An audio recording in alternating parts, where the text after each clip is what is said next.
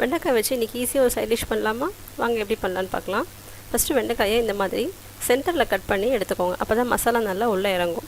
கடாயில் எண்ணெய் கொஞ்சம் ஊற்றிட்டு வெண்டைக்காயை போட்டு கொஞ்சம் உப்பு போட்டு 4 to 5 minutes ஃப்ரை பண்ணி எடுத்துக்கோங்க, அந்த பச்சை வாசனை போகிற வரைக்கும். இதை தனியாக எடுத்து வச்சுக்கலாம். ஒரு கப்பில் 1 கப் தயிர், கொத்தமல்லி தூள் 1 டீஸ்பூன், சீரகத்தூள் 1/2 டீஸ்பூன், சோம்புத்தூள் 1/2 டீஸ்பூன், மிளகாத்தூள் 1/2 டீஸ்பூன் எல்லாத்தையும் போட்டு நல்லா கட்டி இல்லாமல் கலந்து வச்சுக்கோங்க. அதே கடையில் 1 ஸ்பூன் ஆயில் ஊற்றிட்டு ஜீரகம் 1/2 டீஸ்பூன், பெருங்காயத்தூள் கொஞ்சம், குட்டி குட்டியாக கட் பண்ண பூண்டு 1 ஸ்பூன், ஒரே ஒரு பச்சை மிளகாய், வெங்காயம் 1 கப், இஞ்சி பூண்டு 1 டீஸ்பூன் எல்லாத்தையும் போட்டு நல்லா மிக்ஸ் பண்ணி விட்டுட்டு கொஞ்சம் மஞ்சத்தூள், மிளகாய்த்தூள் 1 டீஸ்பூன் போட்டுட்டு நல்லா மிக்ஸ் பண்ணிவிட்டு கொஞ்சம் தண்ணி ஆட் பண்ணி நல்லா கொதிக்க விட்டுருங்க.